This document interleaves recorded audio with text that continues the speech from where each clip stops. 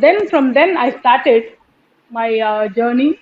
Then I started training rural women on Okay. this 1 rupee candles, because in rural only those candles used to work, because Okay. those times power cuts were plenty. Right. So that helped women entrepreneurs to economically grow. And then in large scale, I went across Karnataka rural. I trained women. Then in between, I used to create my own designer candles, Hmm. where I used to get lot of orders and all. Hmm. From my small kitchen, I invested somewhere around 2,500. Oh. Then it became a 10 lakh company. Then it started growing like anything. Hmm. Then many housewives wanted to join me. Then I started giving training them also. Then I used to buy from them. I used to exhibit. Then I joined one women organization by name Awake, that is a state body in Karnataka. Hmm. From there, my growth improved more. Yes. Then from there, I got international trade fair conferences. I started attending. Then I used to start export candles. Like that, I became a training to that organization as well. Lovely. Yeah. Ma'am, this is pretty much like a very dreamy sequence to imagine a little girl doing something out of her room or her personal space and going all the way through, not just at the national arena, but at both the grassroots level in India as well as in international forums. Ma'am, this is extremely inspirational, not just for women like ourselves who are probably more exposed to larger forums, but for women who are at the very, very brink of or at the bottom of the pyramid. And ma'am, one of the agendas or one of the inspiration for ourselves to have Business Rankers Erudite Women's Wing is to provide a platform to those women who are voiceless and helpless, but they definitely have the creative spark between them. And here, maybe from your experience, ma'am, if you could tell us a little bit about how you understand that women who are especially in rural or semi-urban setups, how is it that they can see themselves as successful entrepreneurs?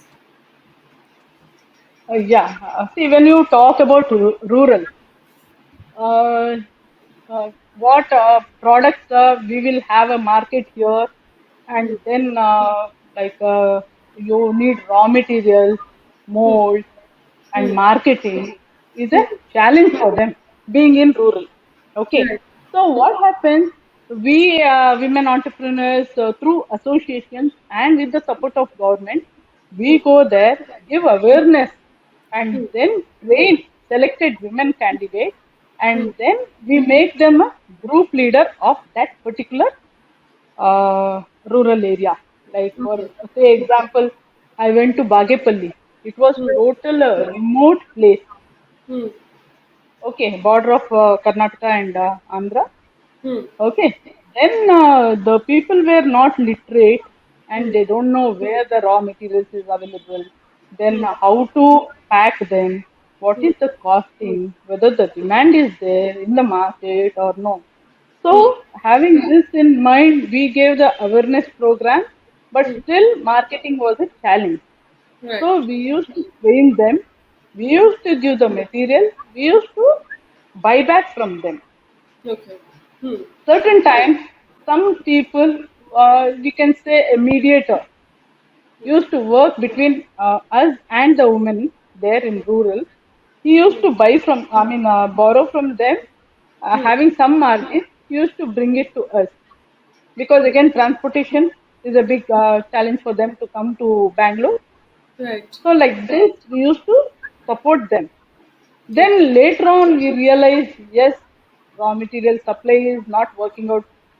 Then we started giving training in poultry farming, Hmm. then pig rearing, then sheep rearing, Hmm. which was perfect for them. With the support of some banks, they supported financially. Hmm. Within 6 months, they started improving. Oh. Then we decided like we have to give training as per their requirement. It is not that as per our needs or any products is a very difficult thing. So I did this survey. Then we started talking to the banks and all through the association. We started doing this training and it worked out. So like this, we did in Bhadravati. We did in most of the Karnataka rural areas. Right. Right. So, ma'am, I think the two key takeaways that I understand, ma'am, and you can obviously confirm, is that just being there with them may not always be the key to accelerating their entrepreneurial journey, but the right kind of skilling and skill development, and together with that, giving them linkages to external markets, because they, like you said, ma'am, they do not have very good marketing or sales mechanisms or channels in place. So this might be very key, ma'am. How do you see the role of associations and organizations, the kinds that you are obviously chairing and heading these days, and the kind, and now with Business Rankers we're also trying to set up something similar, ma'am? How do you see the role of these institutions for providing a platform, and what is it that can be successfully achieved by women entrepreneurs through these? Yeah, take me as myself as an example. When Hmm. I started my journey in candle industry, it was very difficult for me to do the packaging, costing, Hmm. and getting the raw material to Hmm. outsource all these things. It was very, very difficult. So when Hmm. I joined Awake, Hmm. it was a, very good initiative that I learned, like how to market, how to do the survey before entering into the business. They guided us. They gave a awareness program. Then there is a entrepreneurship development program where we learn books of account and IPR, then tax. At that time, it was VAT, Hmm. how to register your company. All these things they will guide, without which I wouldn't have succeeded today, whatever I am. Without a foundation, we will not be able to build the building. So that was the major thing what I learned.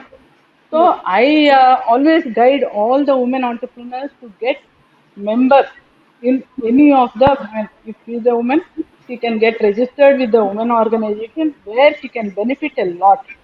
Hmm. Hmm. Okay, so we will teach them how to standardize and all these things.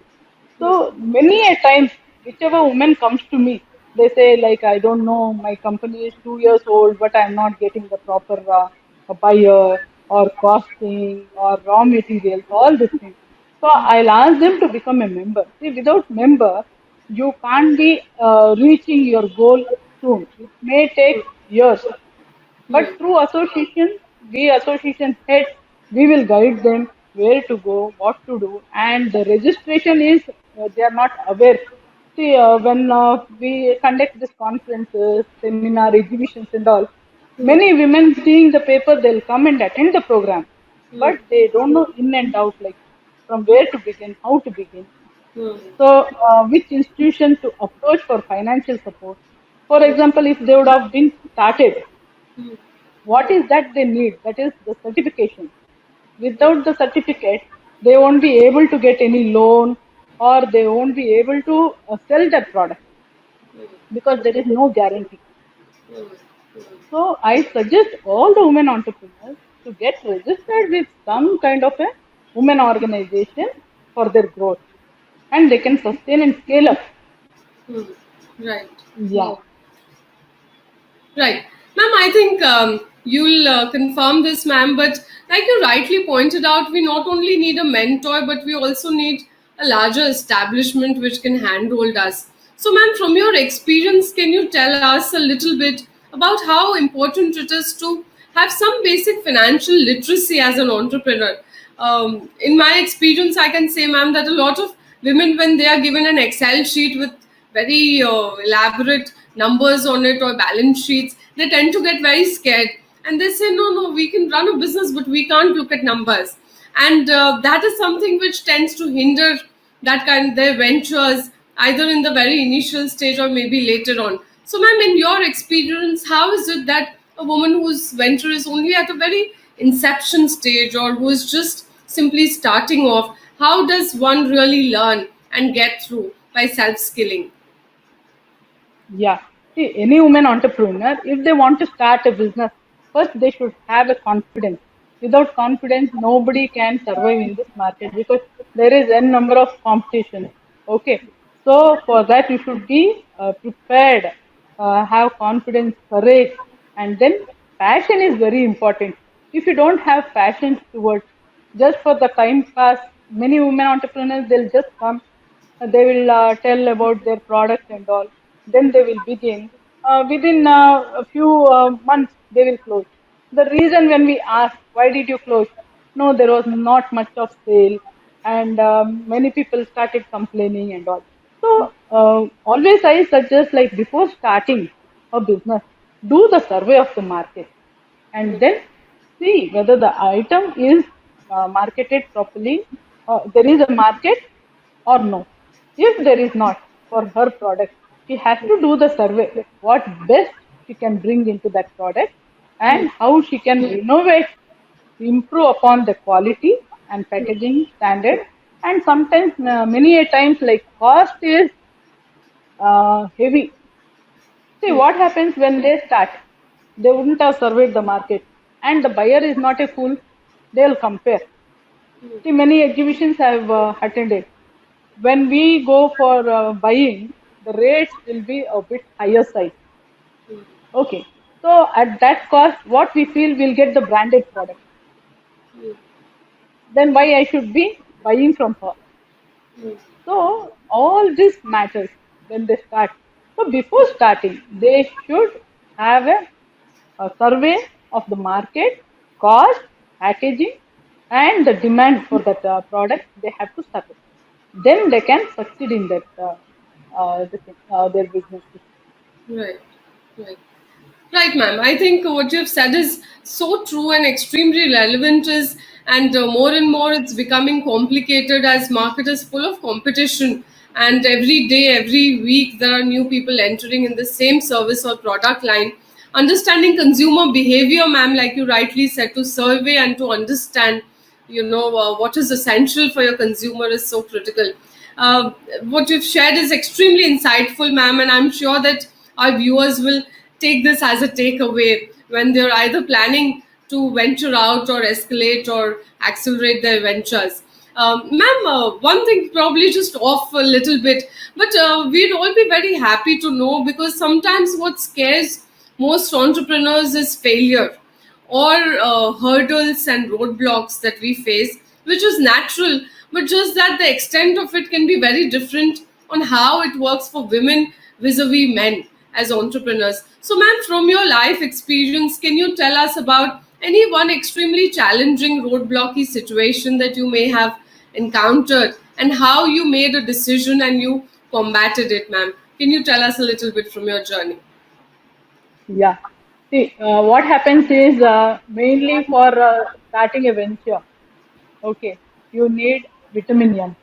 In my case, vitamin M is money. So when vitamin M is not there, then any businesses to take it forward, it is highly difficult. So before venturing, my good and bad experiences, even I have done mistakes like without knowing like how to invest, how much should I invest, and what will be the return. Without having any these kind of ideas, when we invest, we don't know the sales part of it and returns. Then the plan should be like appropriate. Like we can go to our CA. Okay, then we can view the project, we can take the project from them. Okay, then do the survey, then invest.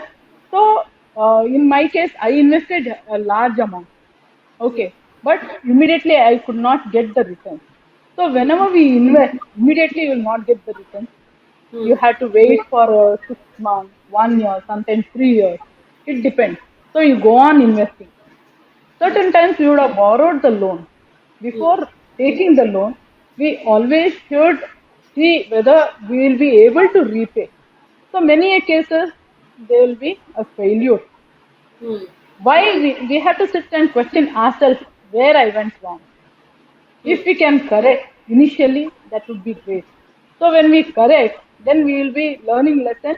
So next, when we are borrowing money or we are investing, we can have a proper planning and go according to the planning, so that repayment of the bank or reinvesting into our own business will be a successful thing. Yeah. Right. I like, rather, I think this is something I'm going to take notes of how you call it vitamin M, ma'am. Because with COVID, everybody has been overwhelming about vitamin D and B12 and all that. But vitamin M, like you rightly said, for an entrepreneur is the key. Having said that, ma'am, I think a lot of entrepreneurs who are very passionate, who have a good idea in place, and sometimes also very erudite and aware about their consumers, sometimes to begin with they don't have enough capital, and often they have to make choices and trade-offs between leaving a secure space they are in. For example, they might have a good idea, they know they'll work, but they might have to quit their jobs or make a personal life compromise, and then start it off with very little capital, or probably get investment from either a member of the family or somebody else, or borrow some money. So, ma'am, for these kind of entrepreneurs who do have the passion in them, ma'am, what would be your suggestion? How does one really make a choice between whether to just start up with whatever is there, or to wait and get the right money and investment in place? Yeah. See, beginning of the entrepreneur journey, when they are borrowed from the family or friends or whatever it is, Hmm. they can do marketing for their product. Just to know about their product, they can give their own products to within the circle. That is, within the friends, within the family, within the relatives, through word of mouth. If it spreads, that Hmm. means the product is unique. Hmm. Hmm. If that product is coming back and take the feedback from them, if the product is not good, you should always be open to ask them why you didn't like the product. Okay. Hmm. Okay. So, based on their feedback only, we can move further. When we don't do this homework, Hmm. in bigger, if you want to scale up, there you will have a big failure. So rather than investing in a big way, when you start itself, you have to do this marketing. Hmm. Always, this is a initial stage where we learn many things. Hmm. Friends, relatives, family, they are the main people who will openly say, yeah, your product has got this defect, you Hmm. improve upon. So first you take their advices, improve upon, then get into a smaller market with a smaller investment always. Hmm. So having taken this suggestions, they can grow like step by step Right. rather than rushing. They can go slowly. That is my suggestion to all women entrepreneurs, because many women entrepreneurs, they come to me, they would have started and there is no growth for them. So they will come, ma'am, I'm doing this, but there is no market and all this. Then I'll see their costing or the finishing. For example, handmade bags they prepare, but inside the threads and all will be seen, and the cost also will be at a higher end. So I'll guide them, like compare yourself to the branded handbags, Hmm. and then see the finish. Try to give the finish of that. Hmm. And when we compare to the branded products or shop products, our prices should be price effective. Like it should not be too high. The buyer is not a fool, like just blindly they can. Yes, maybe their friends, family, they may buy thinking that she may feel bad, Hmm. but that is not a successful journey. Hmm. So we have to always see why my product is not being sold. What is that? So take the feedback, correct her product, see where she is needing this innovation, improve upon, and then they can enter into the big market. Right. I think, ma'am, what you're saying is so correct. It's about taking little steps rather than a big plunge altogether. Correct. Right. In the big market, if she fails, there will be lot of a burden on her. Like maybe she would have produced so much, and there will be no market. Like a few of our women entrepreneurs will come, ma'am, I produced so many handbags. so many things I'm unable to sell. Then they have to give at a throwaway prices. So rather than having that loss, initial loss is okay in a small amount. But when you invest in a large amount, again to sustain it is really very difficult. So I always suggest, like, before entering into the big market, they have to do survey within the family, within the friends, then they can improve and then enter into the main market. Right. And nowadays, lot of housewives, they are doing wonders. And many women entrepreneurs, they are doing trading, online businesses. That is also doing wonderful. Hmm. When we started, there was not much of social media and all. Hmm. Nowadays, Instagram is there, Facebook is there, then WhatsApp groups are there, where they are doing lots of businesses. Hmm. Even there, many women are not successful Hmm. because of the cost and because of the design and lot of competition. Right. I think, ma'am, you've touched base with my next question that I had in mind for you. Is that, ma'am, with the COVID disruption and even before that, now with the surge of the whole social media world, it has pretty much become a huge parallel market space. So, apart from the physical market areas, this is now a completely new and different market space. Many times, ma'am, our friends and young entrepreneurs, they are concerned with how much do they need to do social media marketing. Is it absolutely mandatory, essential to make a brand in an extremely competitive world? So, ma'am, can you throw some light for us to understand, according to you, at what stage does social media become important for customer acquisition? Because, like they say, the first 10 customers or genuine customers are actually the key. And if you know why they're buying from you, then you'll know how to take it forward better. So, ma'am, can you give us your thoughts about this? You mean to say social media marketing? Yes, ma'am. In terms of, especially for new customer acquisition, ma'am, how much do you see an importance of it now, and how much should one be focusing on it? Because obviously, ma'am, a social media presence is also cost intensive for young entrepreneurs. So, is that something which one should invest upon significantly? Yeah. See, here what happens, like you said, social media thing, they can do market to get a proper customer. Their product should be unique because nowadays so much of competitiveness is there in social media, so they are not able to survive. Okay, if one woman is selling, say chudidar sets and all, neighbor also will find out where she is buying and she also copies it, and then she'll also say. What Right. I suggest is, don't copy. You should be unique. Then you will get market by itself, by your product quality and all. What happens many a times, they copy, and they will not sustain in this market. Hmm. Hmm. So they should have something, a product which is very unique, Hmm. Hmm. and then something speciality should be there in a product where they can attract. And moreover, initial stage, what happened, she has to do everything, right, from marketing, procuring raw materials, maintaining the books of accounts, Hmm. and paying GST tax, then promoting her products and all these things. Hmm. Somewhere this personal touch with the customer, she may neglect. See, whenever you want a big market, you should have a personal touch with the customer Hmm. so that the customer will come back to her. Hmm. So always personal touch makes lot of difference. That one, and copying, that they have to change. Hmm. Then you can survive in any type of market. Hmm. Hmm. Right. I hope you agree on this. Absolutely, ma'am. I think the one thing which you stressed upon is the personal touch.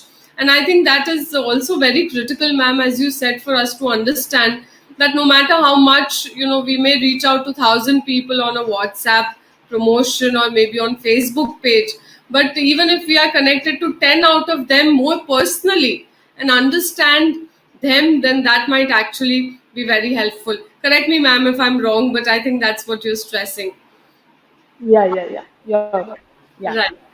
Ma'am, now that we are having an even more open and insightful discussion, one question which, or rather, one thing I'd like to understand from your journey is that as a woman, especially in a very dynamic society like ours, we are always expected to make a lot of trade offs, and we are constantly juggling our priorities as women, from playing different kinds of roles to also chasing our own dreams and passions.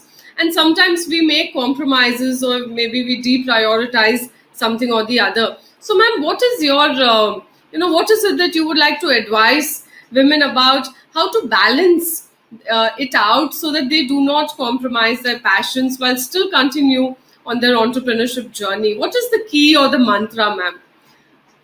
Yeah, see, my mantra, you should be having a positive thought. Like, if you want to reach out your goal, you should always have some kind of a goal. Till you reach there, you should not compromise on anything. If you have a dream, you have to reach no matter whatever in life it comes. So you have to reach that goal. So those who have the courage to reach their goal, their dreams, they have to sacrifice other things. Many times, what happens in life? Yes, many a times for everybody, it's not a easy life. Each one of us are traveling into a big storm or waves. Like, so, those who face that, cross that wave, then you have wonderful life. Okay. So many women, they say, no, I am not able to. So they have to balance between the family, between the problems. Then they can reach out to their goals. So many a times they tell, no, when we have a conference or some meeting, many will complain. They would have confirmed to me that they will attend the meeting today. Hmm. Then suddenly they say, no, my child is not well, my husband is not allowing, my in-laws are not allowing. Hmm. Stop complaining. Hmm. When you balance your house issues, same way, this is your bread and butter or your dream. You have to balance. This balancing act will allow you to reach to your dream or goal. Unless you have to make up your mind.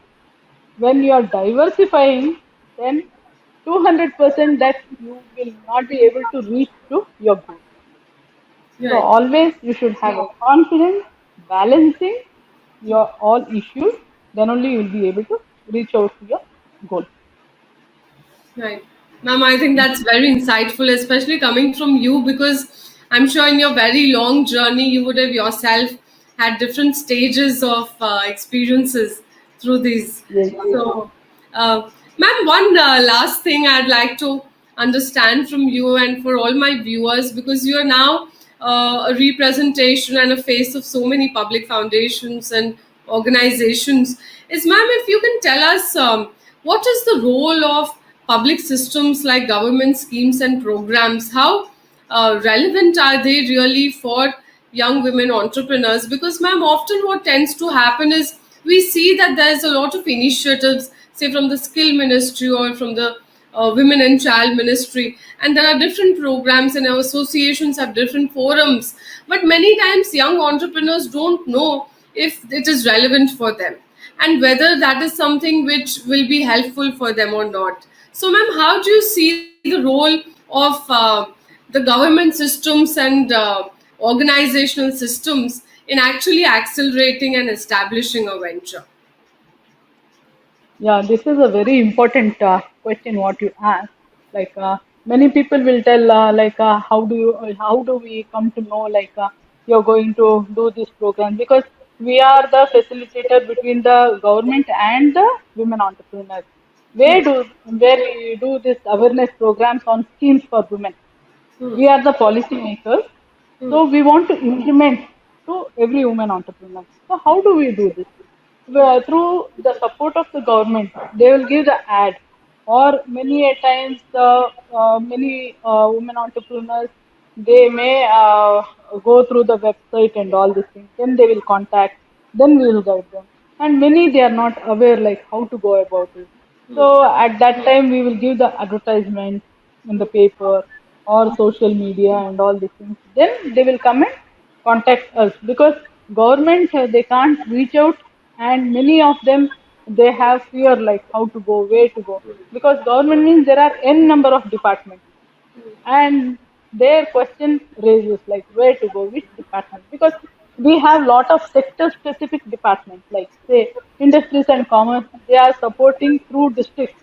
That is every district we have industries and commerce department, where any women entrepreneurs, if they are looking for loan or schemes on women, they can go there, or we have websites and all these things. And many a times in exhibitions and all, we'll give the booklet or we give the pamphlets of government policies, and government officials also will be there around during the exhibition and all. We give awareness programs and all these things. Through that, they will know. But many a times sitting at home, they are not. Only through word of mouth, or those who are joined any organization, through them they will come to know. Or many a times in the exhibition, they'll come, and some women they must be doing some products at the home, sitting at home for time pass. They will come and ask some women. So word of mouth also will spread actually. Right. Then every now and then we keep doing lot of programs. So through that we give awareness programs. They will come to know like what exactly we are doing. Right. I think, ma'am, this is very insightful, and this is good to know because often there is a fear, like you rightly said, that people think that if anything is to do with the government, it will be very procedural, or they don't know where to start. Maybe it will require a lot of paperwork. So there are lots of apprehensions. So even when there are ads, there are so many questions and doubts. But you very well clarified, ma'am, that there is an intermediary level which can actually help with it, because there are many women who may not even know how to fill up a form that is expected of them to be filled. So, great, And ma'am. many a time when we do program, women will hesitate to come out of the house, Hmm. but they have lot of complaints. But when we organize certain things, for example, yesterday we had a SBI this awareness program Hmm. to talk about Mudra scheme, Hmm. because every woman just to start her journey, she needs financial support. Hmm. So we are here. See, bankers also will depend on us, because we stand like a guarantee for any women entrepreneurs. Because many a scheme there is collateral free loans for women entrepreneurs, Okay. whereas women are not aware where to go, whom to approach. So we are here to guide them. So we keep conducting the program.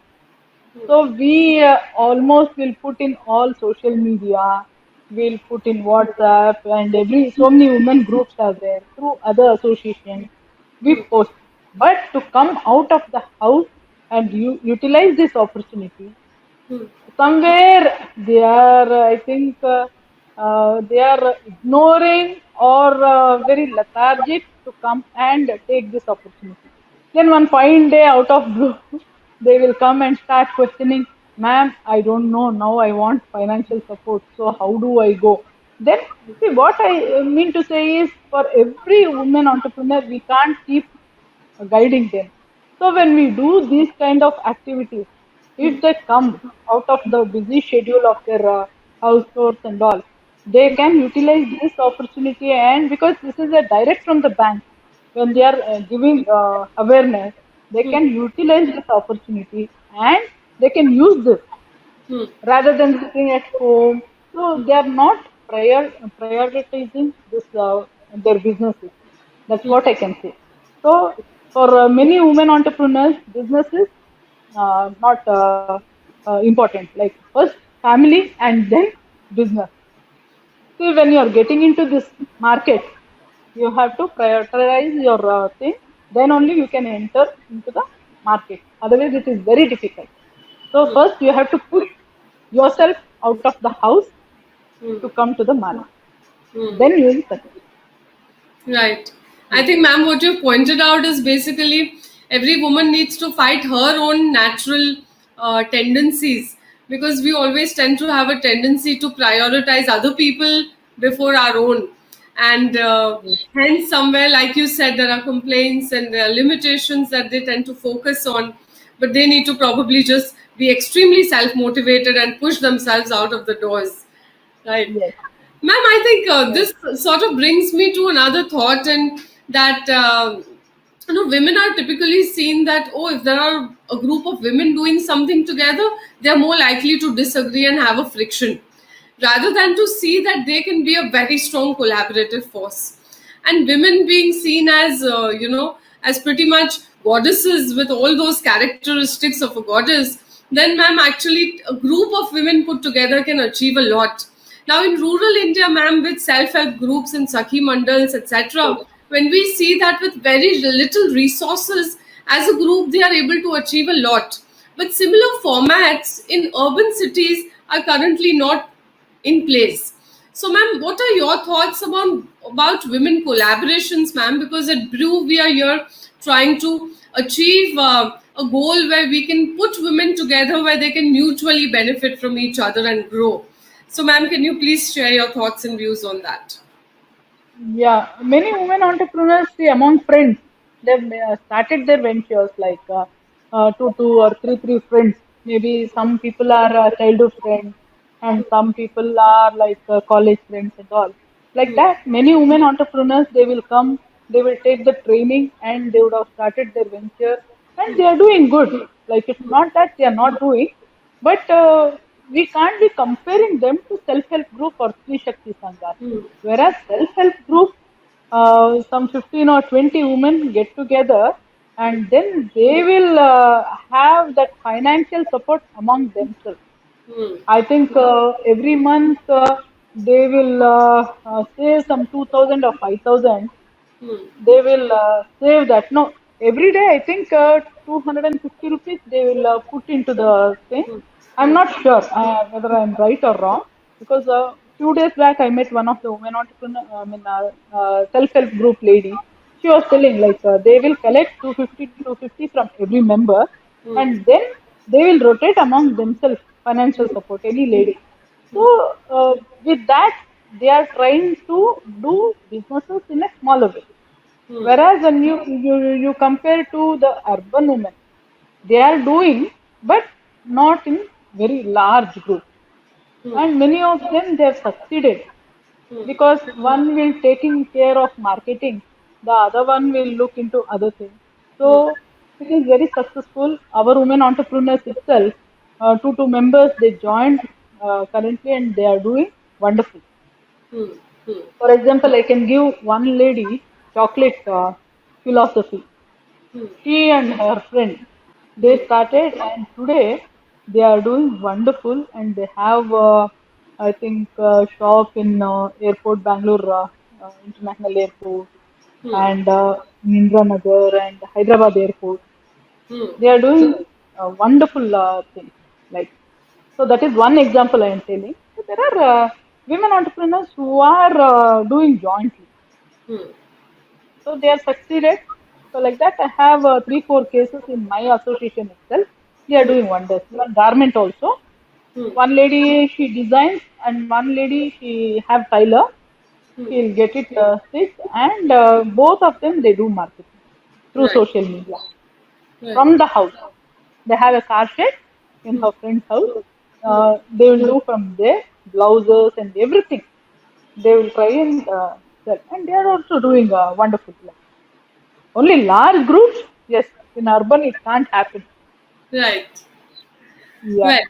You're right, ma'am. And I think with all its limitations of rural versus urban, the dream that women put together with coming from all different facets, maybe even running ventures in very different business lines, but as a power, as a force put together, they can learn from each other a lot and grow.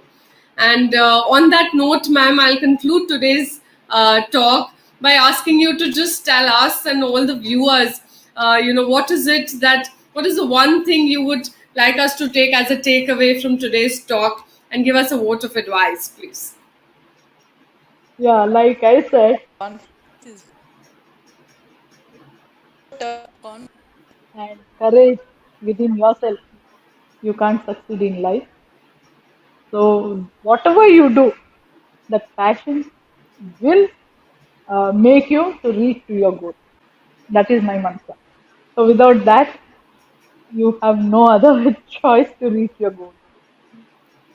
Great. That Yeah. is very, very inspirational. Ma'am, we can't express how grateful we are to have you here because there's so much we have learned and known about how to handle different situations from everything you have said to us today and obviously from your own journey.